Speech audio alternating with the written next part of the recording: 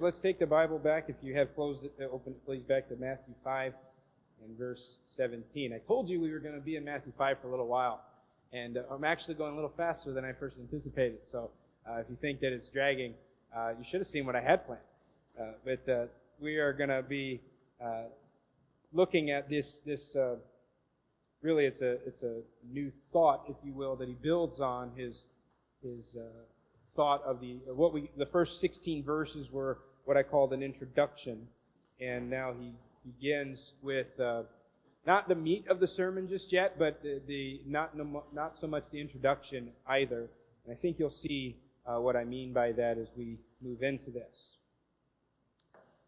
Some of you might remember, if you can remember the 1980s, or if you just like to watch a lot of retro television. Do you remember those PSAs from G.I. Joe that would come on the TV?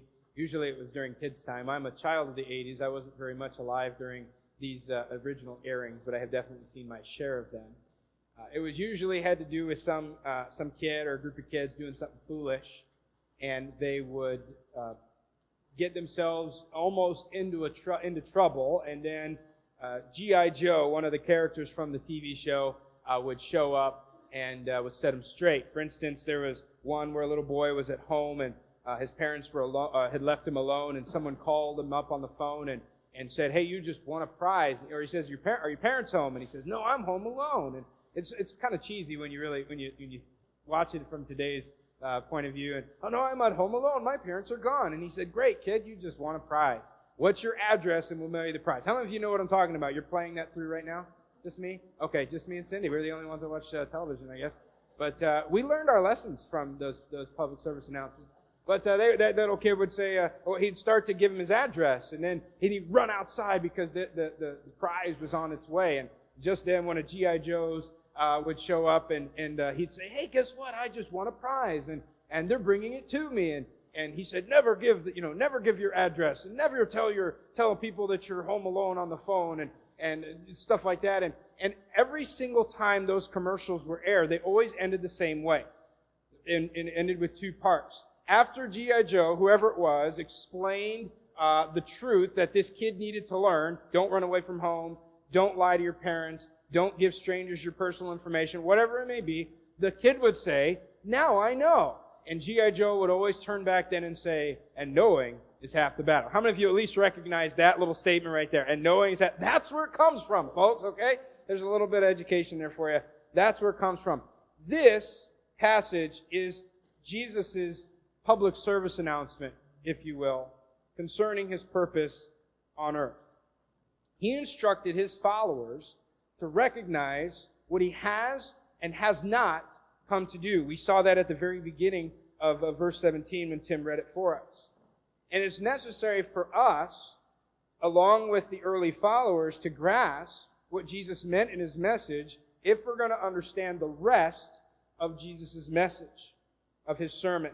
Remember that the focus of his whole message is on righteousness, the kingdom of righteousness, the kingdom of God, the kingdom of heaven. And it's all about the people that are there, as we saw already.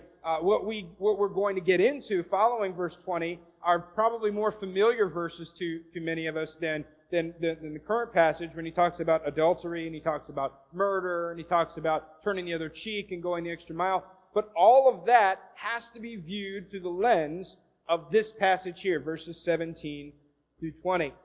In this passage, Jesus teaches the proper perspective of true righteousness. And having the proper perspective, we then can get a proper interpretation of what true righteousness is all about. And that's when we read when Jesus says, beginning in verse 21, "You've heard it this way, but I tell you this. You've heard this, but I tell you this." And it's Jesus giving his interpretation, specifically the proper interpretation of what God's law really means. We'll get into that a little bit more next week. But before we can get a proper interpretation of what God's law says, we need to get the proper perspective. We need to get the right lens and view it through that. In this passage, if you're following along with me with your notes there, you'll see there are four key statements that Jesus said. We're boiling this passage here of 4 verses down to 4 key statements, and we see them one in each verse. We see verse number 17, he says, I have come to fulfill the law, not to destroy the law. Okay? He says the second statement in verse 18, that the law will remain until all of it is accomplished, or all of it is fulfilled. Third statement there is a little longer, but those who relax and ignore the law, teaching others to do so, will be called least in the kingdom. But on the contrary, those who both teach or do and teach God's law will be called great in the kingdom. And lastly, and building, each one of these statements really build on the last, is that your righteousness must surpass that of the scribes and the Pharisees. It must exceed it. It must be greater than the scribes and the Pharisees' righteousness in order to enter the kingdom. Now, there's a lot going on in this little passage right here, more than we even have time to do. But I want to try to explain to you what these 4 statements mean, these 4 truths, because when we understand the meaning of these 4 truths, we are then prepared to get into verse 21 and understand that. And if we don't, we're gonna get into verse 21. You can go ahead and read it without an understanding of what 17 through 20 mean. But you're not going to get the same thing out of it, and you're not going to get what Jesus wants us to get out of it if we don't properly understand 17 through 20. As I said, we're a bit more familiar with these passages on lust and anger and adultery, but this is going to structure our thoughts. It's going to guide us through the remaining sermon and really the rest of the teachings of Jesus, and help us to understand these 4 truths. Now, of these 4 truths, there are really 2 main thoughts that I hope that you'll get out of that. But let's go through and explain these four truths and try to see how they make application to us. Number 1, he says, I've come not to destroy the law, but to fulfill it. He says, verse 17 there, think not that I'm come to destroy the law or the prophets. I'm not come to destroy, but to fulfill. Now, if you don't know this already, let me just fill in a couple of gaps. If you don't know this, it'll be very confusing. When Jesus speaks of the law and the prophets, he's basically speaking of what we call the Old Testament, Genesis through Malachi. Okay, so Moses, or the law, are the first 5 books of the Old Testament, Genesis, Exodus, Leviticus, Numbers, Deuteronomy. And then the rest of the books are what are collectively called the prophets. Okay, so when we read about the law, as in almost like with air quotes here, the law, we're talking about, we can either be talking specifically about the law, or we can be talking about the whole Old Testament. We can talk about the whole thing as a whole. Paul speaks a lot about the law, and he's not isolating Genesis to Deuteronomy, but the prophets and the law are really, they speak to the same thoughts concerning the law. And Jesus is saying here that I've not come to destroy that. I'm not coming to abolish it or make it void. I'm not coming to offer an alternative to it. I'm coming to fulfill the law. At times, Jesus was accused of doing this very thing.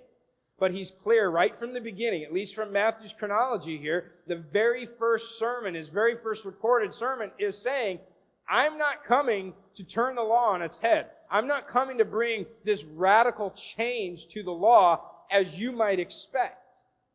I'm here not in opposition to the Jewish law, to the law and the prophets. And oftentimes Jesus the leaders, the religious leaders of this day, would try to set Jesus in opposition to Moses and to the prophets, Isaiah, Jeremiah, and those men. But consequently, by being in opposition to the Moses and the prophets, he would be in opposition to God himself, because the law, Moses didn't write the 10 Commandments on his own, he got this from God. And all the prophets spoke through, as the Spirit, God spoke through the prophets. And so the leaders tried to put Jesus against God by saying he's against the law and the prophets. And from the very beginning, Jesus is saying, I'm not against the law. I'm not against the prophets. In fact, he says, I'm here to fulfill them. Which tells us that he's actually a part of the whole plan of the law. Jesus is very clear he'd not come to destroy it, but to fulfill it. He's not offering an alternative to the law, but rather he's here to fill it to the full. That's what it means to fulfill it. He's there to fill it up all the way to the brim. He had to accomplish the full meaning of what Moses and Isaiah and Jeremiah and Hosea and Habakkuk and all those guys, what they meant when they wrote what they wrote. Jesus was there to bring to fruition, to bring to pass that which the law and the prophets spoke of. Many misunderstood his coming, thinking that the law was no longer relevant or necessary, and Jesus was effectively telling them here, this is not what you may think. I've not come to change or even add to the law. I'm not addending it. I've come to fulfill it. I'm not canceling it out. I'm completing it. And since I've not come to destroy or eliminate the law, neither should you. He's telling his followers that. We see that more clearly explained in the next statement. But in truth, as I said, Jesus did not come to offer some alternative route back to God as in opposition to the law. His coming was actually a part of the law.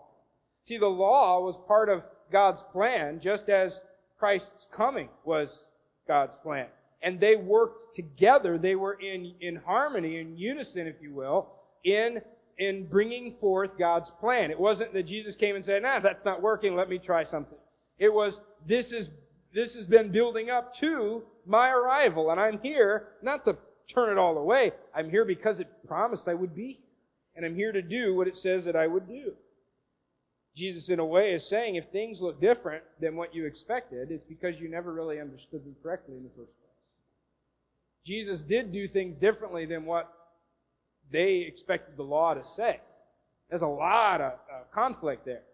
But it wasn't because Jesus was offering a new way. It was just that they had gotten away from the right way, and Jesus was coming in here to say, let me tell you what it was supposed to be like. Remember, for instance, when Jesus was talking to the man, the Pharisees, I think it was, about the Pharisees, or it was the scribes, or Pharisees, some of those enemies that he had. They said, all right, hey, well, we got a hypothetical for you here, Jesus. What if a man dies and he's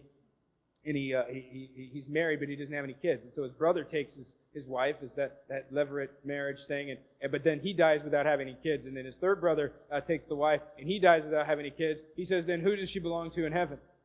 And Jesus explained this whole idea and maybe I just told you the wrong story, but the idea that he said there was from the beginning it was not so. He was talking about divorce there, but he said that let me tell you how you've twisted this. You've misunderstood this for a long, long time. Let me take you all the way back to the very beginning and explain to you what it really means. That's what Jesus' purpose is here in concerning the law. All right, so he's not here to oppose the law. He's here to complete it. I feel like I'm saying that many, many times, but I want you to understand that because this is level 1, because level 2 builds on level 1, level 3, and level 4, but we have to get number 1 down. He's not here to destroy the law. He's not here to do away with the law. He's here to complete the law. He's a part of the same plan. Number 2, that God's law will remain until all is accomplished. Look in verse 18, please. For verily I say unto you, till heaven and earth pass, one jot or one tittle shall in no wise pass from the law till all be fulfilled. The jot and the tittle, or the iota and I can't remember the other thing, the dot. It's the very little nuances of the alphabet. The jot there is the iota, is speaking of the Greek, and it's just a little tiny slant that makes a huge difference. I'm studying Greek right now, and I feel like it's the first time in my entire life that I felt that I needed glasses. I'm the only person in my whole family that does not use some sort of corrective lenses except for the children. My wife, my brother, my sister-in-law, my mom and dad, everyone has glasses except for me, and I've kind of been proud of that until I'm studying this textbook, and in the iota is almost like just an accidental little mistake, but it totally changes words in Greek. In the Hebrew, it has the same type of thing. And in our vernacular, for us to understand it, he's talking about the dot on the I or the crossing of the T. That thing that makes it just a little bit different. Maybe that thing that makes an R, makes a P become an R. Just something so slight that really changes everything. And Jesus is trying to emphasize here, the littlest things will not pass away unfulfilled. He says, what he's doing is he's doubling down on the first statement by guaranteeing that the law would remain.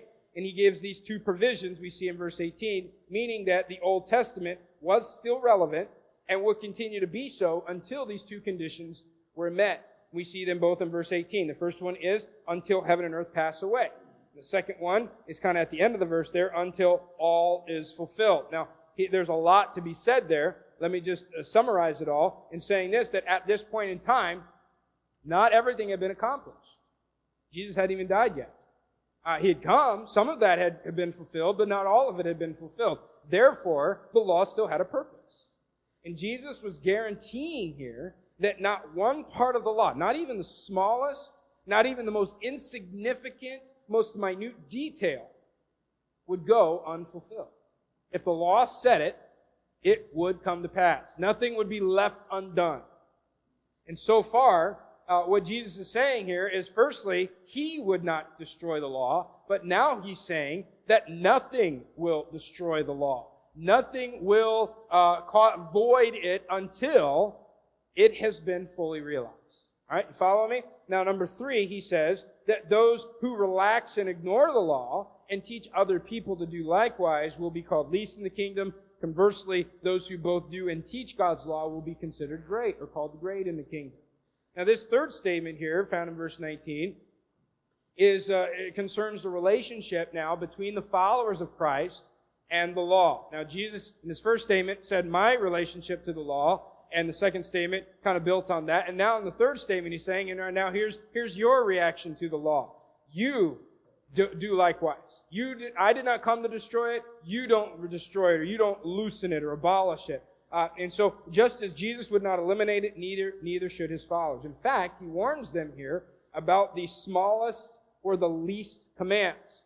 In this time, it was very common, it was very widespread for religious teachers, Jewish teachers, to categorize certain portions of the law and identify certain parts of the law as a little bit more important than other parts of the law. We call them greater matters. We call them weightier matters. I want to show you them. We're going to be in Matthew 22. If you want to turn over there, Matthew 22. We're going to look at a phrase there, and then in chapter 23 as well. Keep your finger in 23, because we're going to come back to that when we finish reading that. But Matthew 22 and verse 35. This is when a lawyer had come to Jesus and was tempting Him, and he asked Him, in verse 36, he said, what is the great commandment in the law? And notice that Jesus, in his response, does not correct him and say, no, they're all equally important. He says, no, I agree with you. There are greater commandments than others. And he says, verse 37, thou shalt love the Lord thy God with all thy heart, with all thy soul, and with all thy mind. This is the first and great commandment. Now, it is not the first commandment in order of chronology. It's in order of importance. Because he says a few verses later that on this and the second hang all the rest of the law and the prophets. So all of the rest of God's laws hang on these two. Love God and love your neighbor. He says the second in verse 39 is like unto it. Thou shalt love thy neighbor as thyself. Okay, so we see here that even Jesus was one who took and recognized, categorized the elements of the law and said there are some that are more important than others. Now look over in chapter 23, if you will, and notice what he says there. Now he's having a conversation with the Pharisees there, and we're going to be looking at more of this passage, but I just want to show you in verse 23 of chapter 23. He says, he calls them hypocrites. He calls them out for some bad things that they've done, and notice what it's that he's calling them out for. He says, woe unto you scribes and Pharisees, hypocrites, for you pay tithe of mint and anise and cumin, and have omitted the weightier matters of the law. Now, he's not saying, and we could read it, you can read the rest of it later on and understand, he's not saying that you need to get rid of that and start doing the weightier matters of the law. Because notice what the weightier matters of the law are: judgment, mercy, and faith. He's not saying you should have been focused on this and forgot about paying tithes on your spices. He said later on, he said, you should not have stopped doing that, but you should have done all of that other stuff too. You have forgotten the weightier matters of the law. But what I want you to understand right now is that there were different, if you were, levels of keeping God's law. Now, if you break the least of God's law, you're a sinner just as much as if you break the greatest of God's laws. Okay? But it's not saying that, and it's not saying that there's like a list of good to better or bad to worse. It's just saying that there were some that were a little bit more vital, that carried a little bit more weight to them, as for instance these first two, that on those everything else hung.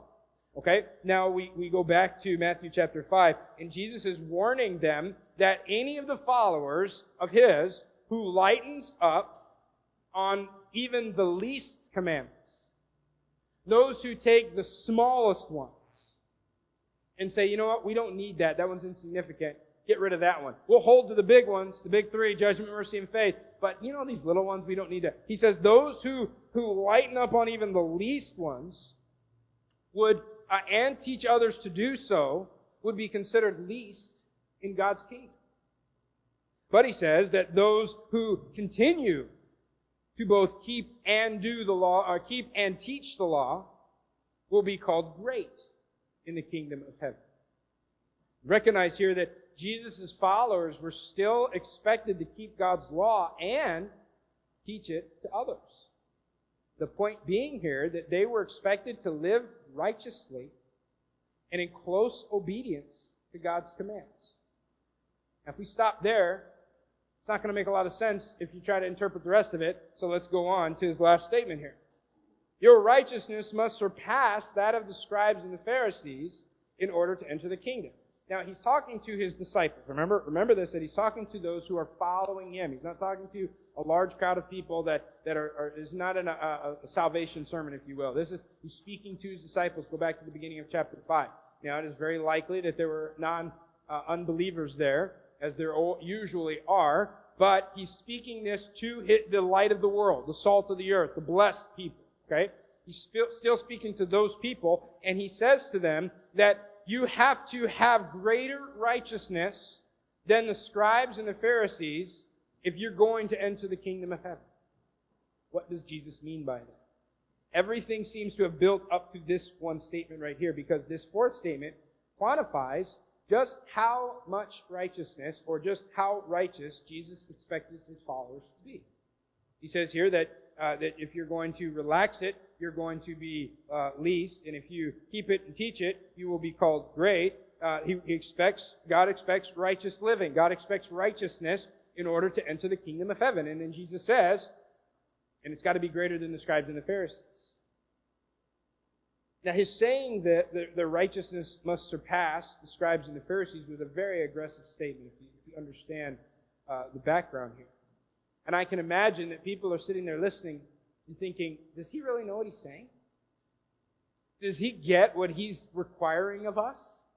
Is he exaggerating, or is he for real here? I mean, that's pretty tough stuff. After all, the scribes were the lawyers. They were the people who studied the law, and they knew it better than anybody else. Not lawyers like what we think today, where they studied the civil laws. These were men who studied the religious law. They're the ones who copied out the Scriptures. They were the ones who taught the Scriptures to other people. When you had a question about the law, you went to the scribes. They were the experts. They were at the pinnacle of scriptural knowledge. Today we might associate them with PhDs and seminary professors, the people you don't question.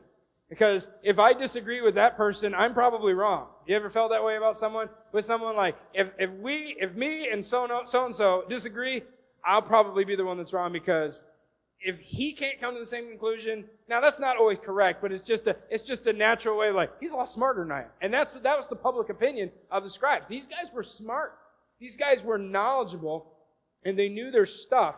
And so when they spoke, nobody questioned them. And for the Pharisees, they were right up there with them.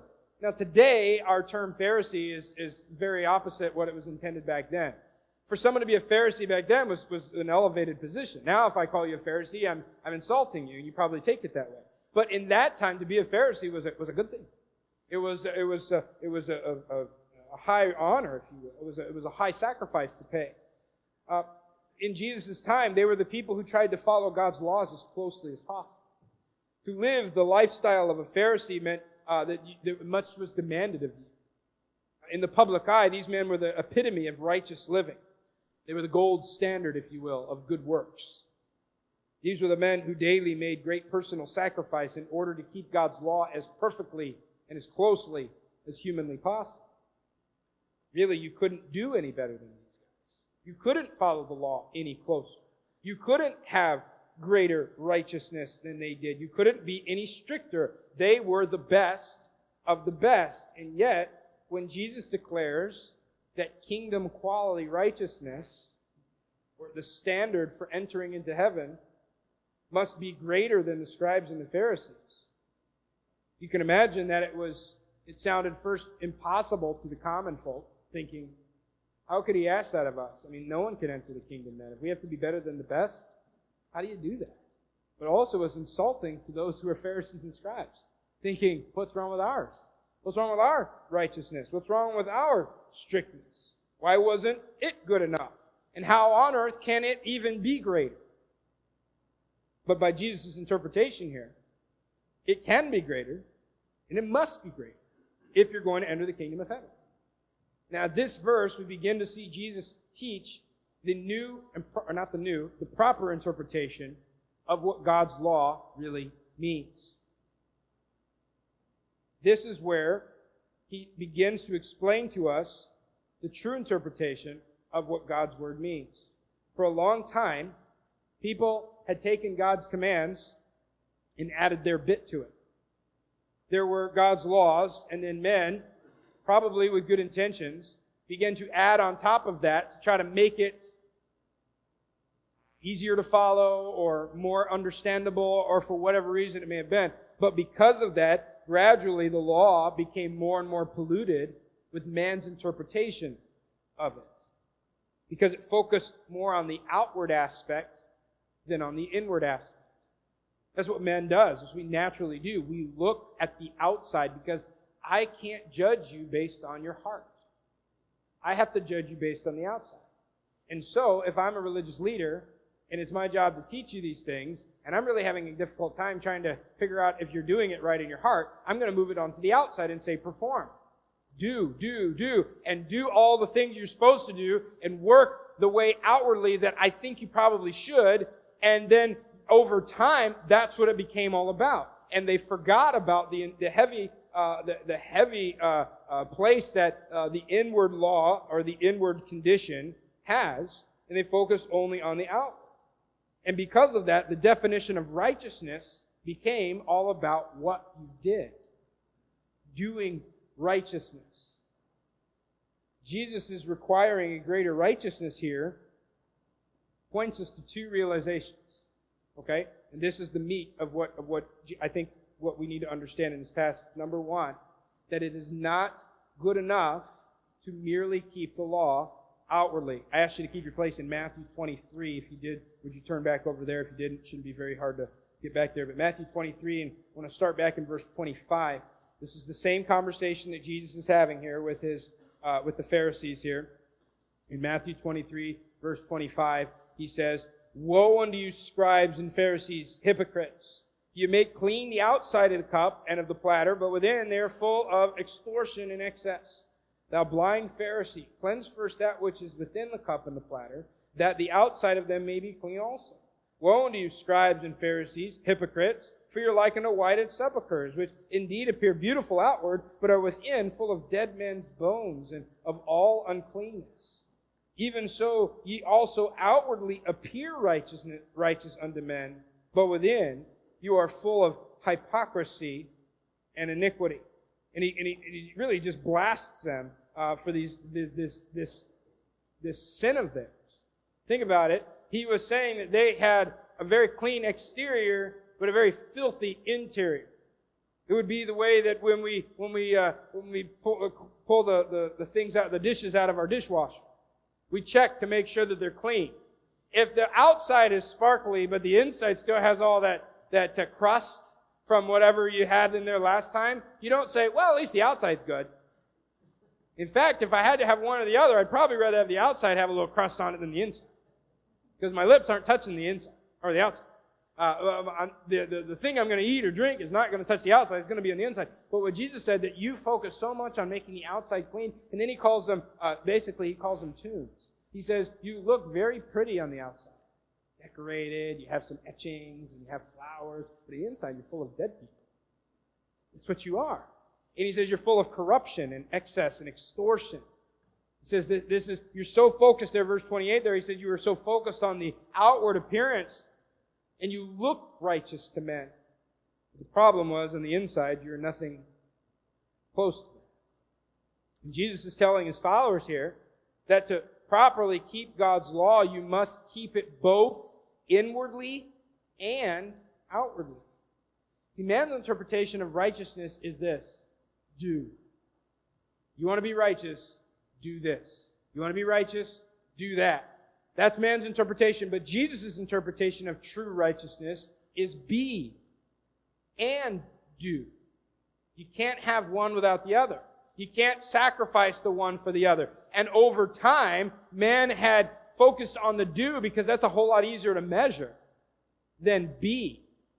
And Jesus says, no, actually you have to start with the being, with the inside, being righteous before you can even do true righteousness. The Pharisees were only concerned with outward behavior, but see, outward behavior can't change a person's heart. Kingdom quality righteousness, what Jesus requires, begins in the heart and works its way to the outside. That's the first thing that Jesus is saying here, the first truth. The second truth is that man's righteousness is not good enough. He says there in verse, let me go back and read it to you, verse number 20, Matthew 5:20. I accept your righteousness.